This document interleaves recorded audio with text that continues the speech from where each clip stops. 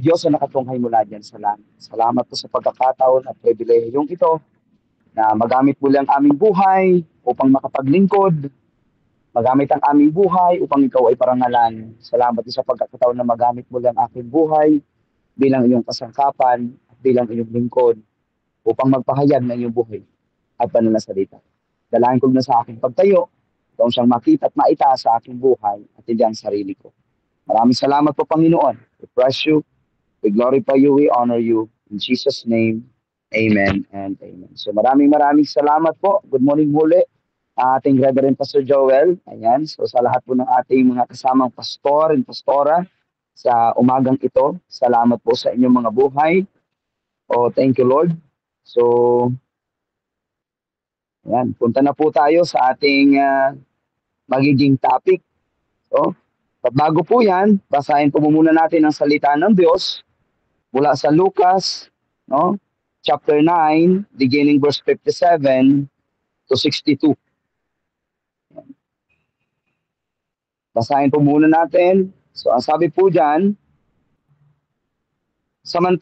Lucas chapter 9, verse 57, samantalang sila'y naglalakad, may isang lalaking lumapit at nagsabi kay Jesus, sasama po ako sa inyo, kahit saan, kahit saan. Verse 58, sumagot sa Jesus, may lungga ang asong gubat, no? At may pugad ang mga ibon, ngunit ang anak ng tao ay walang sariling tahanan. And verse 59, at sinabi naman ng isa, susunod. At sinabi naman niya sa isa, sumunod ka sa akin. Ngunit sumagot ang tao, Panginoon, hayaan po muna ninyong maitalibing ko ang aking ama.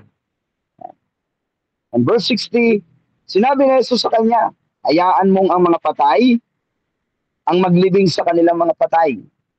Ngunit humayo ka at ipahayag mo ang tungkol sa paghahari ng Diyos. Verse 61, may isa namang nagsabi sa kanya, susunod po ako sa inyo, Panginoon, ngunit hayaan ninyong magpaalam muna ako sa aking mga kasambahay. Verse 62, at ganito naman ang tugon ni Jesus. Ang sino mang nag-aararo at palingon-lingon ay hindi karapat-dapat sa kaharian ng Diyos. So ang Diyos pong magpala sa kanyang buhay at banal na salita sa umagang ito. So glory to God alone. So ang title po ng ating pag-aaralan sa umagang ito is Following Jesus Demands Everything. Amen. Glory to God. Following Jesus demands everything. Demands everything. No? Ano ba yung mga bagay na binitawan na natin to following Jesus? Ano na mga bagay ang sinakripisyo natin para lang masunod ang Panginoon? Ano na ba mga bagay na iniwan natin para masabi natin tayo ay totoong believer ng Panginoong Jesus? Because following Jesus demands everything. Ang pagsunod natin sa Panginoong Jesus is not a bed of roses. Amen po mga kapatid. It demands everything. Kaya nga sabi ni Jesus, if you follow me, no, kung gusto mong sumunod sa akin, matuto kang kalimutan ang sarili mo at pasanin ang cross araw-araw at sumunod ka sa akin. Diba? Nagdidiman ng Diyos sa atin kung gusto natin sumunod. Ano ba yung mga bagay na binitawan natin para lang masunod ang Panginoon? Para masabi na tayo ay totoong sumusunod, totoong naglilingkod sa Diyos. Amen po mga kapatid. Kaya ito po yung title na ating pag-aaralan. Following Jesus demands everything. Kaya pansinin nyo doon sa 57, nagtanong sa kanya doon. Susunod daw siya. Ano? Pero yung tugon ni Jesus, ang sabi niya, buti pa yung asong gubat, may lungga. Yung ibon may pugad. Eh yung anak ng tao, wala man lang mapagpahingahan. Wala man lang sariling tahanan. Alam niyo po ba ang tugon ni Jesus nung nagsabi yung tao niyo, susunod ako? Sinabi ni Jesus ang realidad. Na ang pagsunod mo sa akin, hindi yan magiging madali. Handa ka bang isakripisyo? Handa ka bang magtiis? Amen? Hello po mga kapatid. Kaya minsan, pag nag-share tayo ng salita ng Diyos sa mga tao, ang unang mindset agad ng tao, ayos ba ang buhay ko? Gaganda ba ang buhay ko dyan? Kikita ba ako dyan? Grabe, no?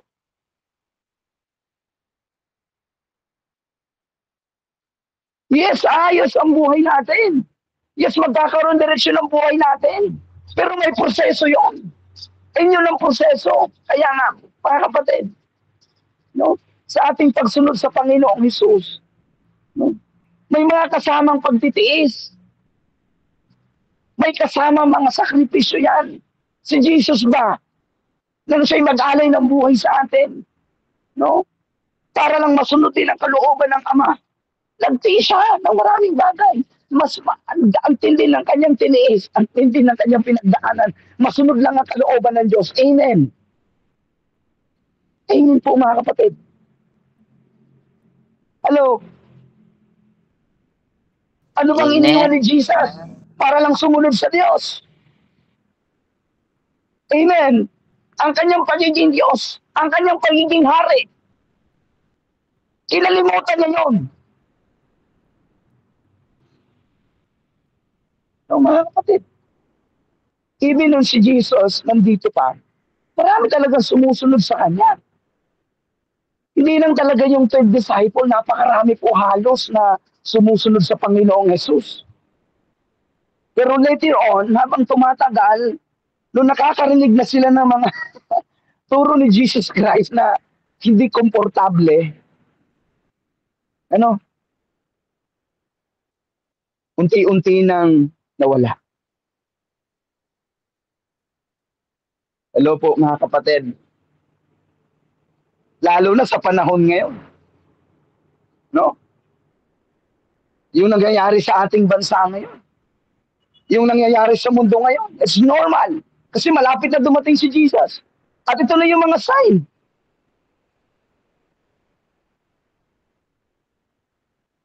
Kaya mga kapatid, following Jesus demands everything. Hindi siya binoprocess.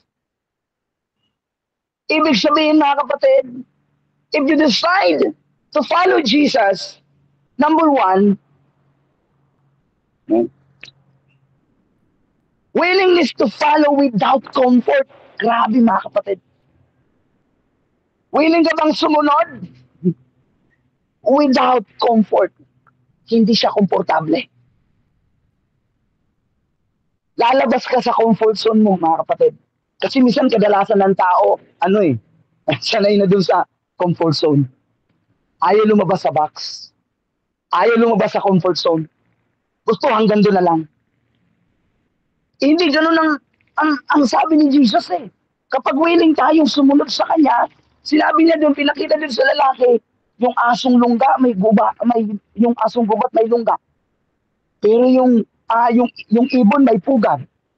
Pero yung anak ng tao, wala man lang sariling tahanan. Sa ibang salin po, wala man lang mapagpahingahan. Sino mga nakaranas ditong umakyat ng mundo para lang mag-evangelize? Hello po. Hallelujah. Amen. Comfort ba?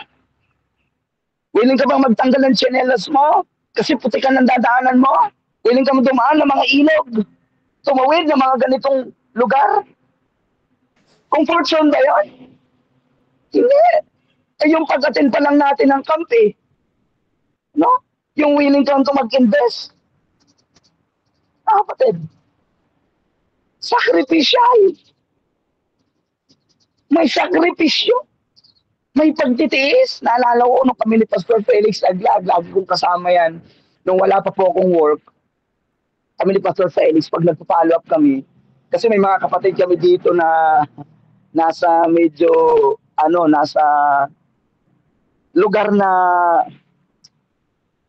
tawag yung Yugan. Ayan. So, ibig sabihin, medyo masukal. Medyo malayo sila doon sa kalsada. Yung mga papasok yung bahay nila. No? May mga pagkakataon na hindi na kami nag-motor ni Pastor Felix. No?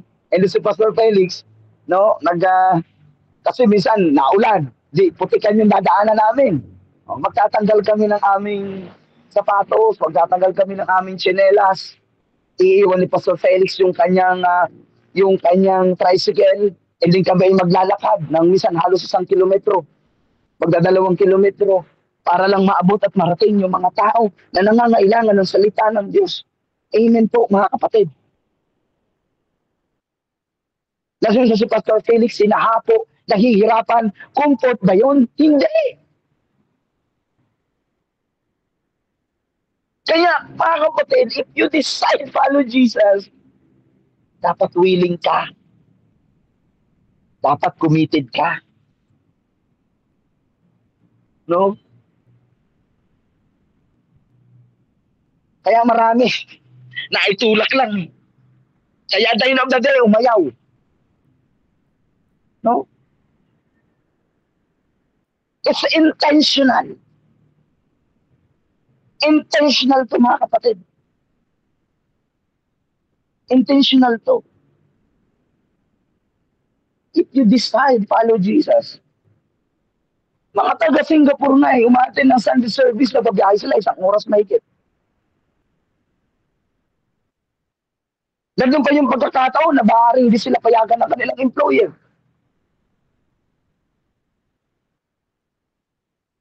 No? Para lang makapag-evangelize. Para lang makapag-reach out ng tao. No? So, kapatid,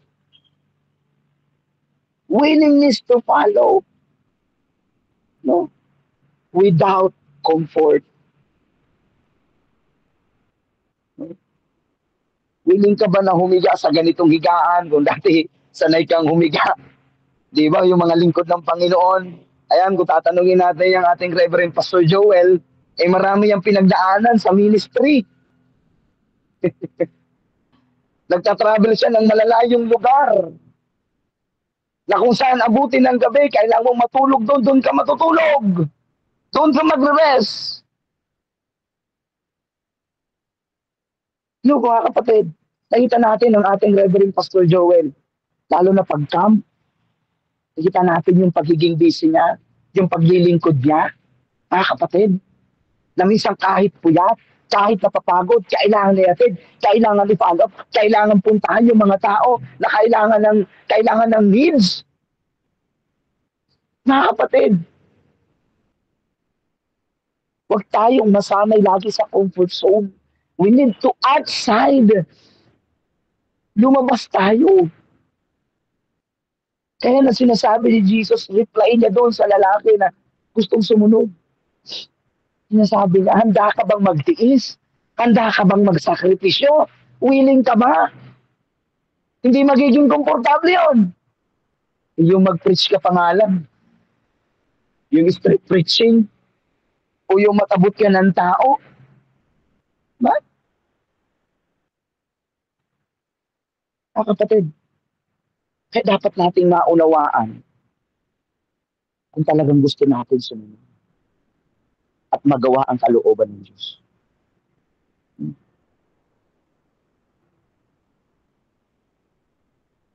Even pag Sunday, so nakakaramdam tayo ng pagod, no? Pero kailangan mong gumising ng umaga. No? It's not all about an obligation. It's all about your heart. It's intentional. Hindi po ito sa pilitan. Hindi po tayo pipilitin ng Diyos sumunod sa Kanya. Kasi ang gusto ng Diyos yung committed. Gusto ng Diyos yung willing. Kaya kung naunawaan natin na pagsunod natin sa Panginoong Isus, willing tayo magsakripisyo kahit mahirap, kahit masakit.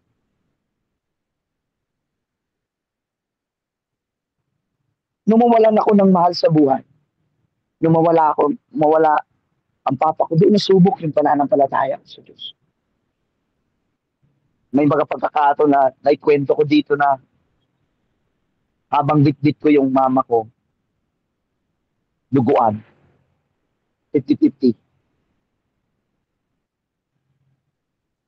Salamat na lang sa Panginoon. And I decide to pray.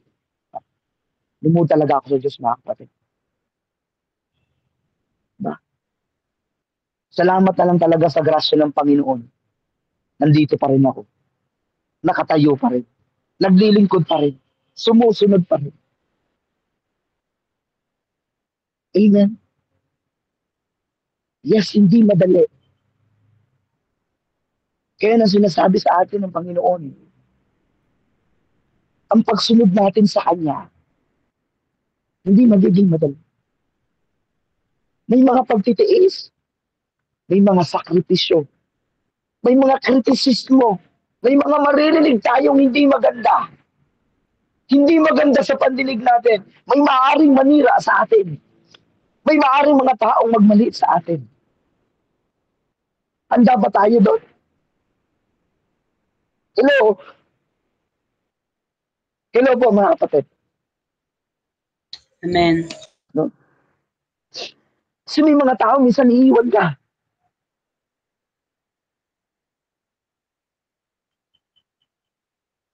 Mga kapatid, handa ka bang i-reject? Handa ka bang masaktan? Si Jesus nga nasaktan eh. Si Jesus nga nahirapan eh. Amen. Tapos tayo hindi. Kaya nga sabi ni Paul, no, napako na ako kasama ni Kristo. Ang mabuhay sa mamatay. Sabi niya, ang mabuhay para kay Kristo, ang mamatay pakinabang. Ganun siya ka-confident. Naunawaan niya. Kaya nga walang nagpahinto sa kanya. Hindi nga siya napahinto ng paglilingkod sa Diyos, ng pagsunod sa Diyos ng persecution eh. Ikinulong na't lahat. Tinagupit na't lahat. Nagpo-preach pa rin. Nagtuturo pa din. Ganun siya ka-boldness. Kasi naunawaan niya. Kaya maraming umaayaw. Kasi hindi nila naunawaan. Ano mo, ba't ka nandito pag Sunday? Ba't nandito ka taglilingkod ka? Eh, sinabi ni pastor eh. Ganon. Nakakahiya sa leader eh. Ha?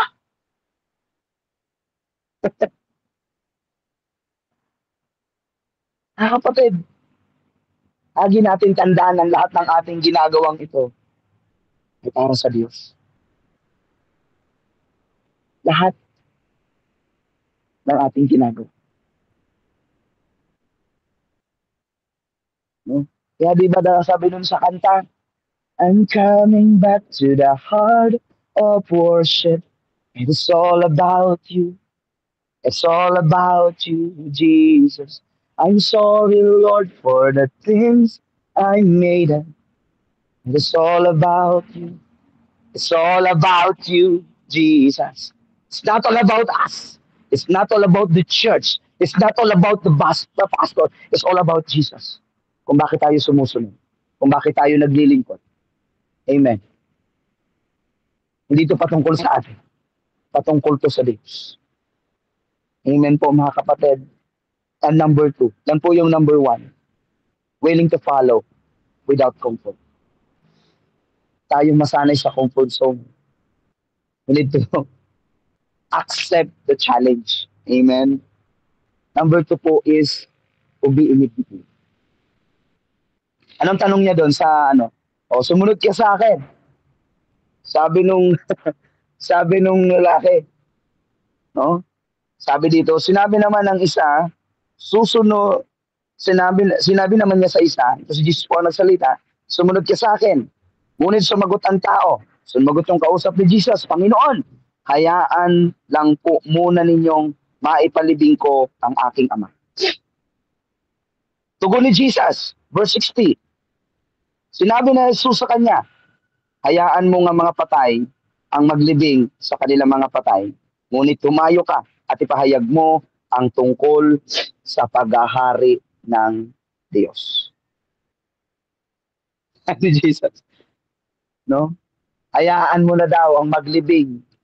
Hayaan mo ang patay ang maglibing sa kanilang mga patay. It's to mention that. Ang ibig pong sabihin ni Jesus diyan, may dalawang klase. No? Patay physical, patay spiritual. Yung sasabi niya, hayaan niyo ang patay ang maglibing sa kanilang mga patay. Kasi ang spiritually dead, in physical dead. Meron doon minimension na physical dead and spiritual dead. Marami ngayon walking dead. Buhay physical, patay spiritual. Walking dead. Kumakain, natutulog, gumagalaw, nagtatrabaho, pero patay spiritual. Are you spiritually alive?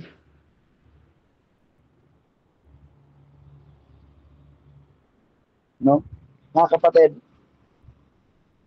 kaya sabi niya, hayaan niyo po muna. No? Kaya kapag sinabi ni Jesus, sumunod ka, obey immediately.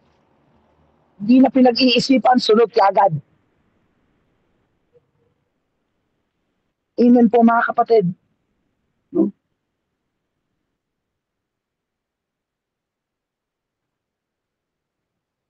Obey immediately. Immediately. Needed. Now na. No? Kaya nga sabi ng Diyos, kapag narinig nyo ang tinig ng Diyos, iyong puso ay huwag patigasin. Kaya minsan nahihirapan sumunod, hindi sumusunod agad kasi tigas ang puso. Kaya pag narinig daw natin ang tinig ng Diyos, ang salita ng Diyos, kailangan nating sumunod. Obey immediately. Immediately. Sunod ka agad. Wala nang patupik-tumpik pa. Walang patumpik-tumpik. Wala nang pagdadalawang isip. No? Maraming ganito na, Pastor, susunod po ako, maglilingkod ako sa Diyos pag okay ng buhay ko. Pag okay na Lord ang pinansyal ko. Ang tanong, kailan yun? Pagdating ni Jesus, si Jesus yung malapit nang dumating.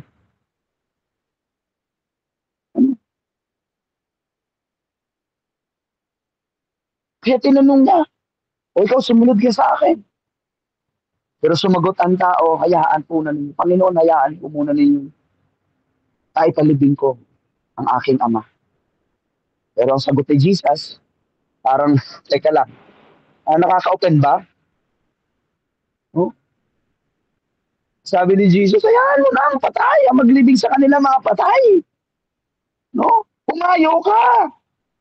No? At ipahayag mo ang tungkol sa paghahari ng Diyos. Mga kapatid, hello, inuutusan po tayo ng Diyos. Tayo humayo. Mga kapatid, yung Great Commission, go and make disciples. Amen. Hindi ito sinabi ng pastor. Hindi ito sinabi ng leader. Sinabi ito ng salita ng Diyos. Sinabi ito ni Jesus. May mga pagkakataon ba sa buhay natin na sa pagsunod natin, may mga ganitong instances? Anong pipiliin mo? Di ba, Ate Cecil, kailangan mong umuwi. Kasi patay. Ang nanay ng asawa mo. Lord, anong pipiliin ko? Anong uunahin ko? And Ate Cecil said, decide to follow Jesus. Kaya. Nagawa. Oh. Bago siya umalis, inuna muna ang para sa Diyos. Ganun ba, kapatid? Na minsan, ititest tayo ng Diyos sa ganitong pagkakataon. At tayo papipiliin ng Diyos, ano bang unahin mo, anak? Sino bang ipa-priority mo? Maliwanag ang sabi ng Matthew 6 verse 23, seek ye first the kingdom of God and His righteousness, and all these things shall be added unto us, shall be added unto you. Seek ye first the kingdom of God. Walang sinasabing trabaho. Walang sinasabing hanap buhay. Walang sinasabing pag-aaral. Diyos nila. Amen po mga kapatid. Hmm? You really decide to follow Jesus, it demands everything. Amen?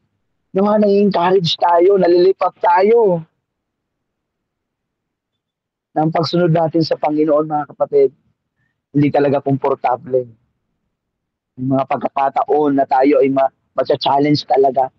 Lalabas talaga tayo sa comfort zone natin. No? Lalabas talaga tayo. And we need to obey immediately. Sunod kaagad kapag sinabi ng Diyos. Kapag may pinahayag ang Diyos, sunod kaagad, gawin kaagad. Yun ang itinuturo sa atin ng salita ng Panginoon.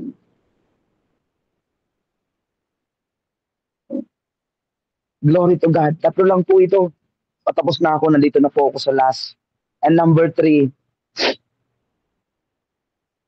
undivided focus. Magkaroon tayo ng undivided focus.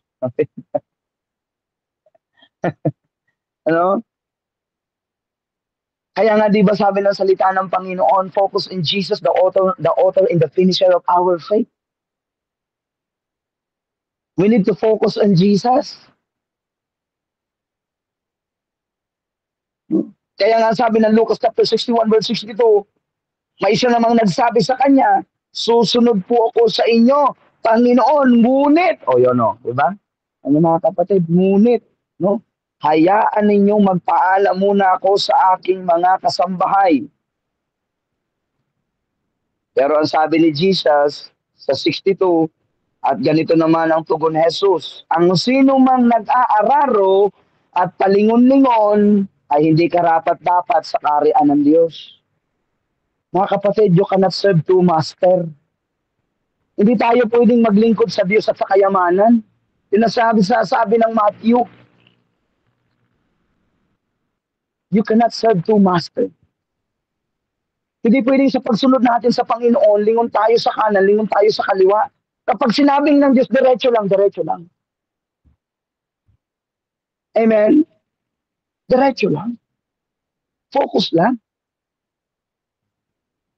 No? Kasi lagi po natin tandaan, ang demonyo maghahain ng mga trap yan. In the long way, habang tayo ay sumusunod, palilingunin tayo sa kanan, palilingunin tayo sa kaliwa.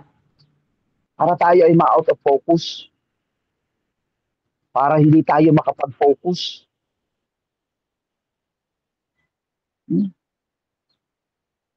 Kaya mga kapatid, no?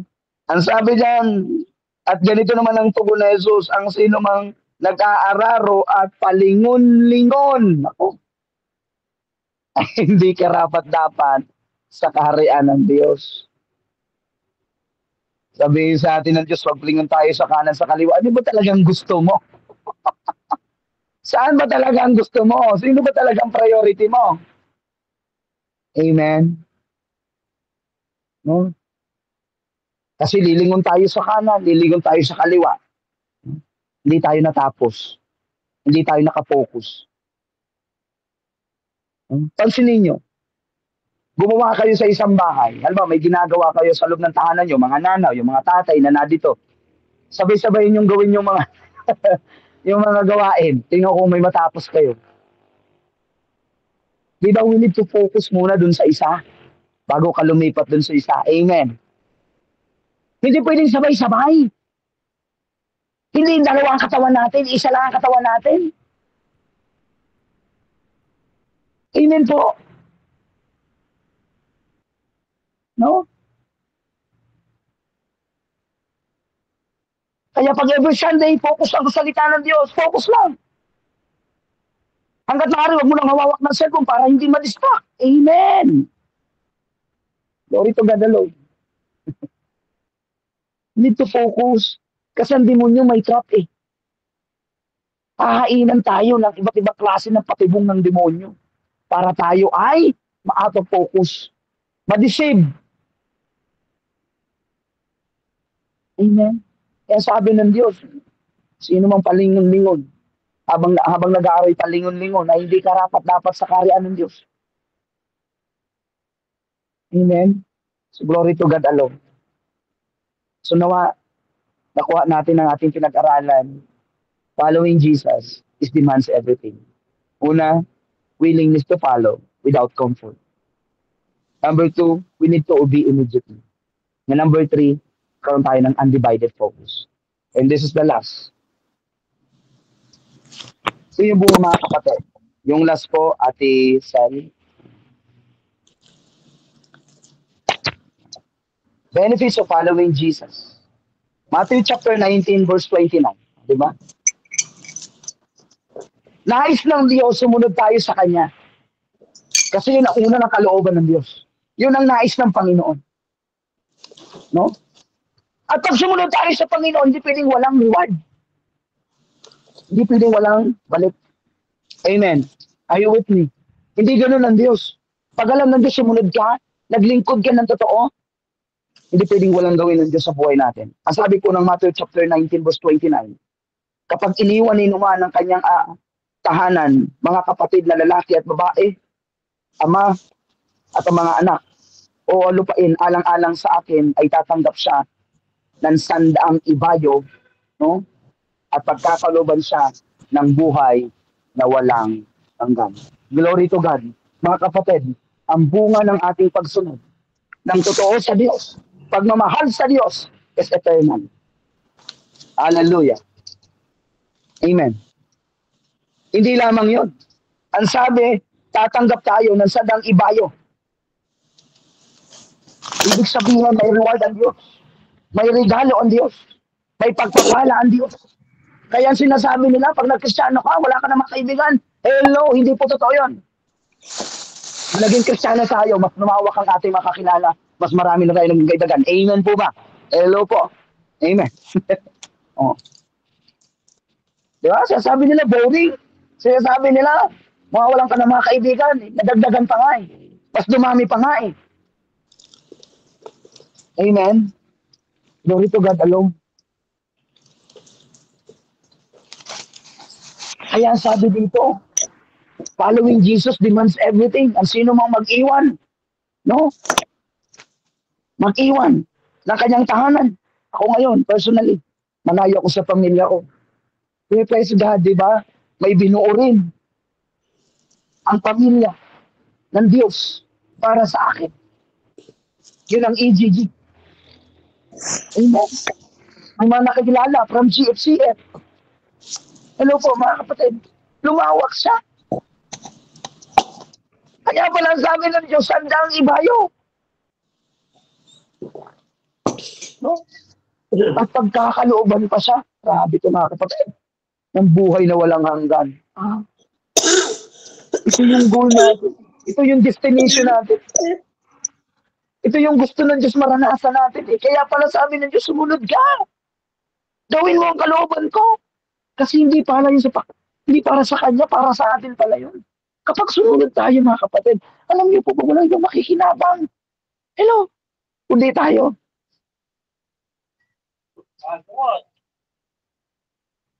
Tayo ang makikinabang doon.